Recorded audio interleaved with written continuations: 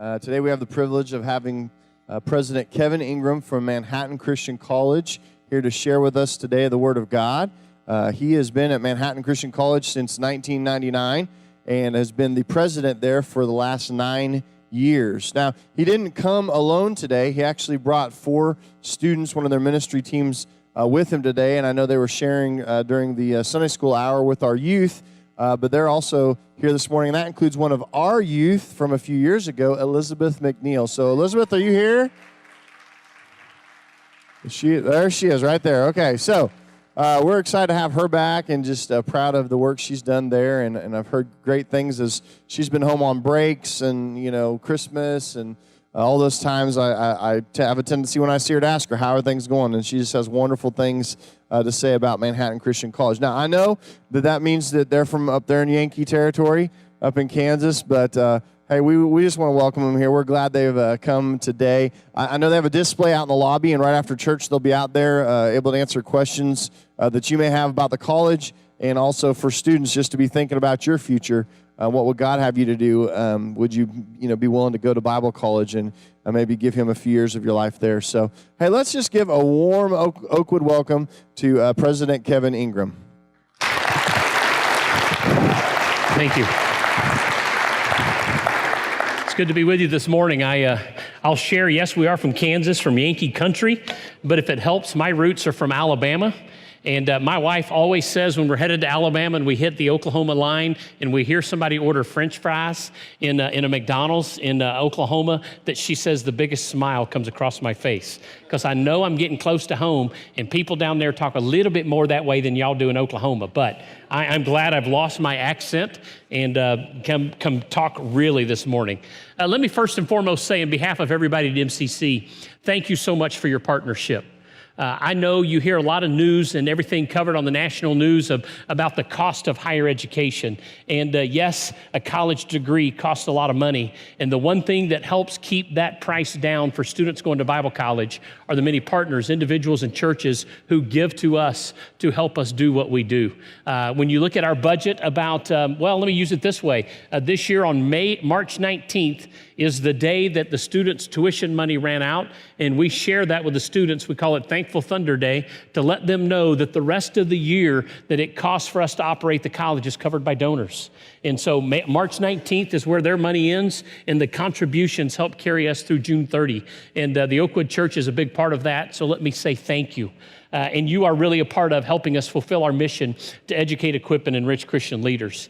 Eric already referred to it, but let me tell you, the best thing I can tell you about MCC is our students. And the 4 students here who are a great illustration of what happens in and through the students in MCC. So I encourage you to stop by the booth and talk to them and get to meet them, because they really are students who have a heart and a passion and a desire to help reach this world for Christ. And they're exciting to be around, and that's why I love serving at a college. And they are representative, really, of our student body.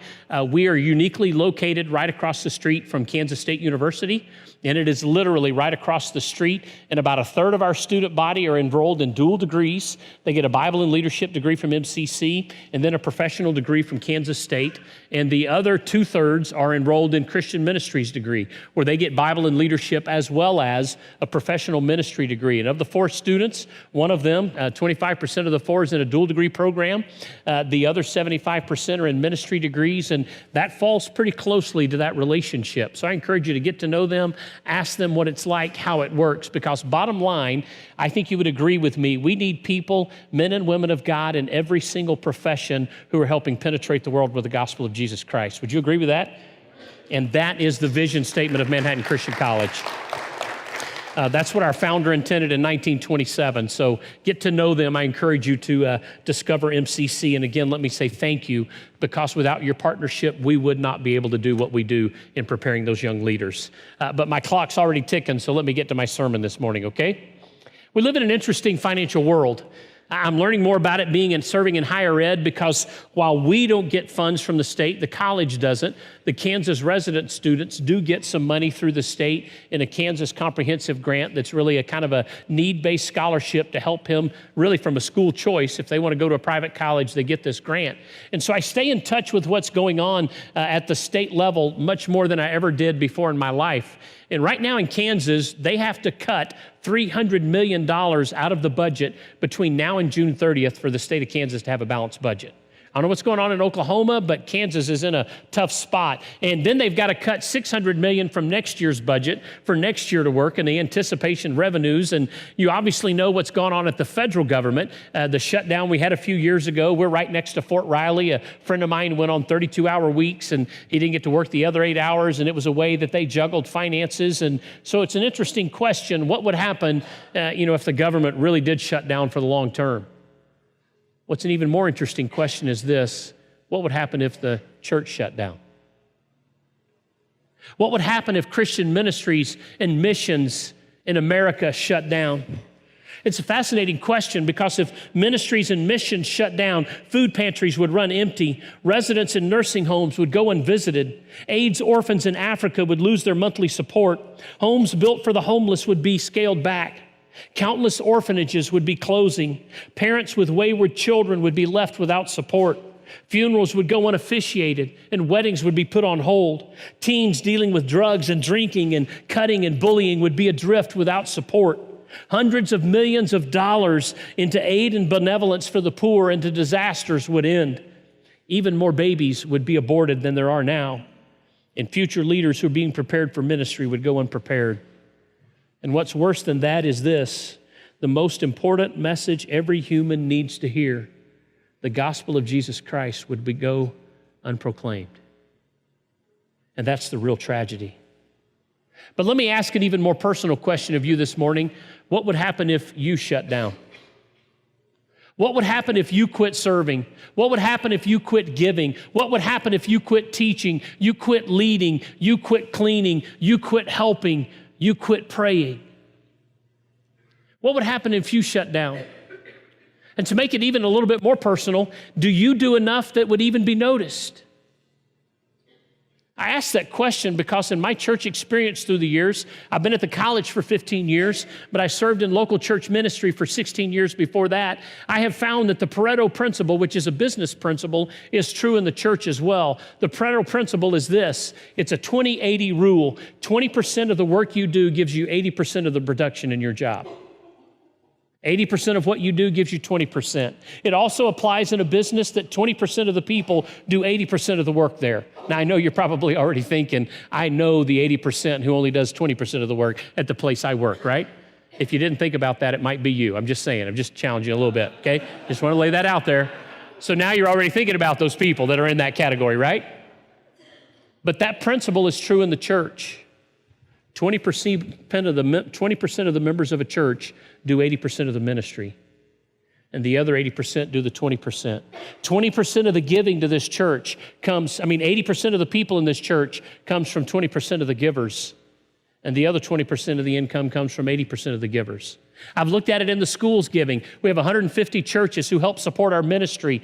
80% of that total comes from 20% of the churches who give. It's interesting how that follows through. So it's interesting for you to think about maybe, where do I fit in? And if I quit doing what I do, would it ever really be felt? Would it ever really be noticed? Would the kingdom ever really know that it's there? So let me ask a challenging question this morning. How can you ramp up your efforts? Where can you start individually to figure out where you need to be serving as a believer and what you can do to make a difference? If you've been wondering that and wondering how you could really make an impact, I think a great place to start is to look at the wonderful passage in Matthew chapter 9, verses 35 through 38. And let me read those words. And Jesus was going about all the cities and the villages, teaching in their synagogues and proclaiming the gospel of the kingdom and healing every kind of disease and every kind of sickness. And seeing the multitudes, he felt compassion for them because they were distressed and downcast like sheep without a shepherd. Then he said to his disciples, the harvest is plentiful, but the workers are few. Therefore, beseech the Lord of the harvest to send out workers into his harvest. His responses are inspiring, and in the manner to help you be inspired potentially, I see in that passage, some questions I want us to each consider this morning. The first is this: when you look at the world around you, what do you see? What do you see? We see in this text that the understanding, the truth is this: ministry begins with our eyes. Ministry begins by what we see. That's what happened for Jesus when he saw the multitudes who were coming to him to be healed, coming to him with needs. When he saw the multitudes, he really saw them, and when he saw them, he took the time to minister to them. But the problem is, we live in an extremely busy world, and we're often on the way to someplace else, and we're too busy to stop. But Jesus, even when he was on the way to do other things and on the way to somewhere else, always has time. Let's look at a few of the stories you might recognize. The first is this one, Zacchaeus. Remember that great song, Zacchaeus was a wee little man, and a wee little man was he. He climbed up in the sycamore tree for the Lord he wanted to see. You see, when Jesus saw Zacchaeus, he was only passing through Jericho. He wasn't going there for an appointment. He wasn't going there for a meeting. He wasn't going there to find someone. He was passing through. But on his way through, he saw Zacchaeus in the tree. And when he saw Zacchaeus and what his need was. He said, Zacchaeus, come down, for today I'm going to your house to spend time with you. You see, he saw people where they were and what was going on. What about the Samaritan woman? You see, Jesus was on his way to Galilee, passing through Samaria, and when he came down to the city of Sychar, they were weary from journey. He needed something to drink. The disciples went into the town to get some food for them to eat, and as he was sitting by Jacob's well, the Samaritan woman showed up. She was even amazed that he would talk to her as a Samaritan woman. He goes, how would you talk to me, a Samaritan woman? She was even amazed that he would even speak to her. But as he saw her and where she really was, he saw her so well that he knew she had been married 5 times and had been divorced and was now living with the 6th man who had been in her life. He knew everything about her, but he saw her, what her need was. And he told her, you know what? You're giving me physical water, but if you knew who I was, you would ask me for living water, for that's ultimately what we need. You see, Jesus saw people and saw what was going on in their world. What about the 5,000 that were hungry? The disciples at the end of the day were thinking, we're tired, we want to have a peace and quiet supper. Why don't you just send all these people away so they can go to the surrounding villages and get their supper and get their meal and we can just relax? But you remember Jesus said, no, what do they have to eat? What do we have to feed them? What do we have that we can give them? And he took 5 loaves and 2 fishes and fed thousands because he saw people in their need. And then there's the one that personally convicts me. On the way to heal Jairus' daughter, he met with the woman with the hemorrhage. Now, I don't know about you. Have you ever looked at your to-do list and go, buy groceries, pay the bills, heal someone's daughter? I've never had that item on my list. Never. Have you? I've never had anything that important. Pay the bills, make a phone call, go see someone, even go see somebody in the hospital. But I've never had on my list to go heal somebody. Even when Jesus was on the way with the purpose of healing Jairus' daughter, she reached out and grabbed his coat. The disciples were amazed that he even noticed in the crowd that somebody grabbed his coat, but he stopped and he looked at the woman in the eye. She was healed because of what she saw in Jesus, what she knew was in Jesus. But here's the challenge. The challenge for us in modern day America is having eyes that see people with their need in mind, not our own need in mind. Did you hear that? It is having eyes to see people with their need in mind and not our own need in mind. The problem is, if we're an educator, we see students. If we're a merchant, we see customers. If we're a politician, we see votes. But the difference is being able to see people for where they are, not what's going on in my life. You see, when I get in line at Walmart, I'm standing there looking at everybody who's in line at Walmart. These are people who are making me stay in this place a little bit longer than I want to stay. Do you see them that way? I do. I'm thinking, oh, good grief, they're pulling out a check. Just swipe the card, get it done quicker so I can get home. That's why I don't go with my in-laws. They still write checks. I'm just like, no, swipe the card. We got to go. We got to move. Let's keep moving. I see people at a red light. I'm thinking, oh, no, don't turn left here because I want to turn left. You're getting in my way. Let's keep moving. I have a purpose. I've got a plan. You see, we only see people with our need in mind and not their need in mind. And there's the challenge we in the church have to make today. Because you see, the number one thing that blocks us from ministry is our own selfishness. I think that's why Paul said in Romans 12, verses 1 and 2, you know those verses well. I urge you, therefore, brethren, by the mercies of God, to present your bodies a living and holy sacrifice, acceptable to God, which is your spiritual service of worship. And do not be conformed to this world, but be transformed by the renewing of your mind, that you may prove what the will of God is, that which is good and acceptable and perfect. Then one verse later, in verses 4 through 8, he goes ahead and shares, for we are many members in one body, and all the members don't have the same function. And he talks about all the gifts that each of us have to serve in God's kingdom. But what happens in verse 3?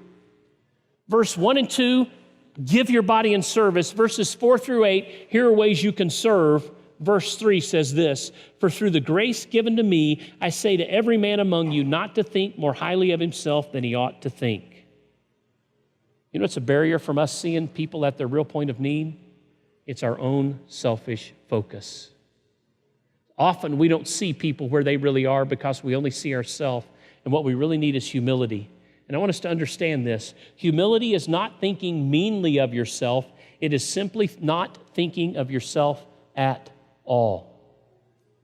Humility is not thinking, oh, I'm just not that good. I just can't do that well. Oh, I'm just not that. Oh, help me. My life is so tough. Humility is not downplaying yourself. Humility is not thinking about yourself at all. And let me ask, what did Jesus do? Did he talk meanly of himself, or did he lay himself aside when he died on the cross for us? That's humility. And if we had that type of attitude, that is what would help us see people at their point of need. So let me ask that question again.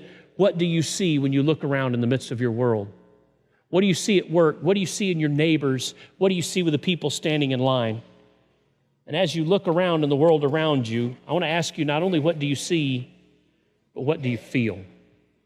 When you look around at the needs of the people and everything that's going on in our world, does it make you feel anything, or do you just simply move on by? I love the passage that he gives us here. In seeing the multitudes, he felt compassion for them because they were distressed and downcast like sheep without a shepherd. Notice this, he felt compassion for them. The Greek word there is splagnidzomai, which refers to coming from one's innards. Coming from the depth of our soul. The Message translation says in this passage, in seeing for the multitudes, his heart broke. His heart broke. So when you see the multitudes and the needs that they have, what do you feel? The parable of the Good Samaritan is a great analogy here when we think about this. It begins with our eyes, but then it moves beyond that. You see, when this man had been beat up and left and taken, the robbers beat him up, left him by the side of the road, the priest comes along. And what does the priest do when he sees the man by the side of the road? He crosses over to the other side and he keeps on his journey. The Levite, shortly thereafter, he came along. He saw the man on the side of the road, but what did he do? He crossed over and continued on his journey. You see, they saw him, but the only thing they felt because of their selfish focus was, I'm on a journey, I got to keep going. But the Good Samaritan, when he saw him, he felt compassion for him, Luke 10 says. And he went across the street to where the man was, and he began to help him. He cleaned him up. He bandaged his wounds. He took him to the inn. He gave money for the inn for the man to stay there. And he goes, by the way, I'm going to be coming back this way in a few days when I come back from my journey. And if there's any bill that's accumulated that is beyond what I've given you, I will settle that account then. You see, when he saw the man, he felt something. He felt compassion, and he became involved. But the problem is, giving back requires a certain amount of giving up, and in modern day American culture, we don't like giving it up. We want to keep it for ourselves. And I think really one thing that affects us is, in modern day America, we don't give it up because we've become spectators to tragedy. We do. And I'm as guilty as anybody. I learned this from my mom. When any news event is on, I love watching it. Back in 1991, when the first Gulf War was on, I was living in Great Bend, Kansas, and my mom and I would talk on the phone late at night. We'd be watching the news and the Scud missiles, and my mom and I would watch that. We watched the political conventions, and we enjoy watching that. And this week, I found myself watching what was going on in Baltimore the other night. I watched it till about 11 o'clock at night, and my wife is like, are you kidding me? I'm tired of it. It's all the same story. Let's quit watching it, but I enjoy watching it. But the sad thing is, we see so much of it in our world, we only become spectators to it, and we've become cold to do anything about it. We see the YouTube videos. We see the Facebook posts. We see the fails compilation and everything that happens in our world, and we move on and we do it quickly. In fact, let me ask this question. How much have you heard about the earthquake in Nepal ever since the Baltimore riots broke out?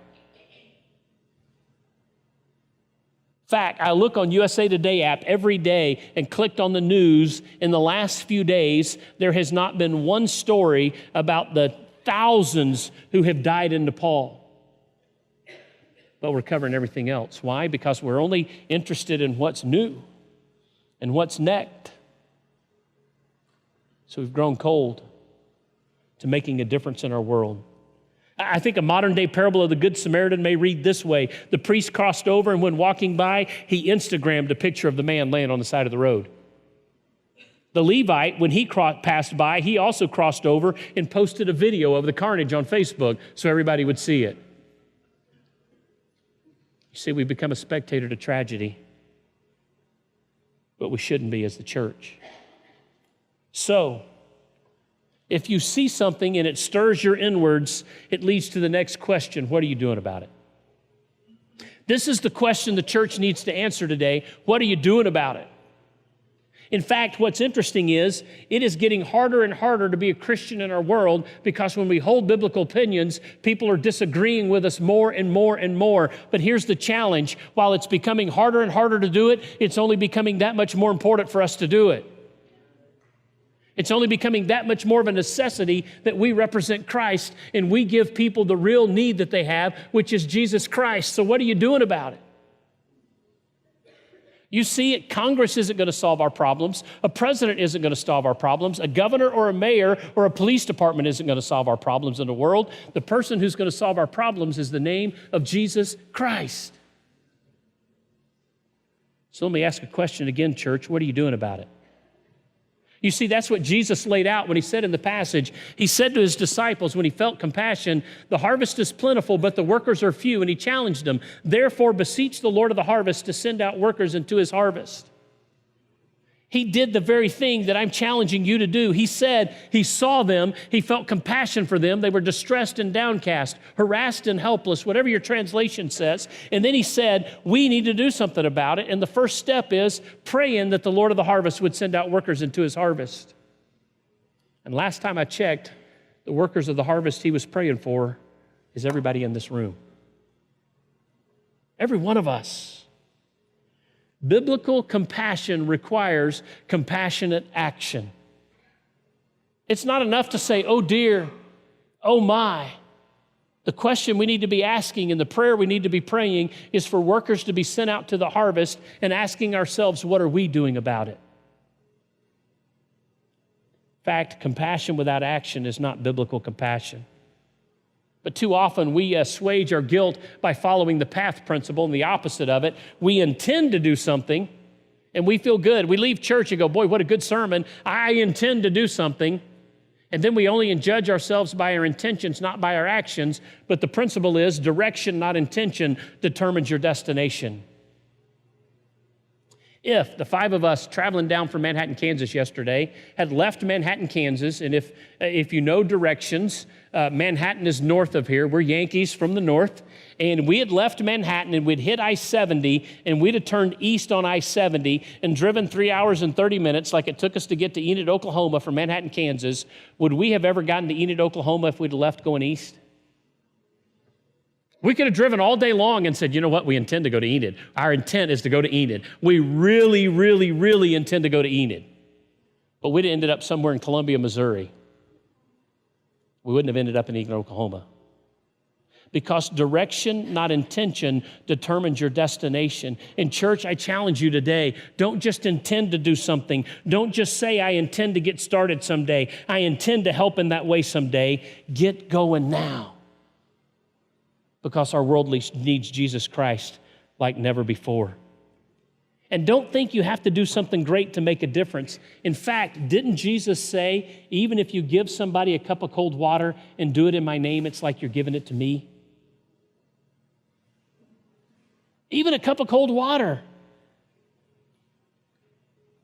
You see, tall doors turn on small hinges.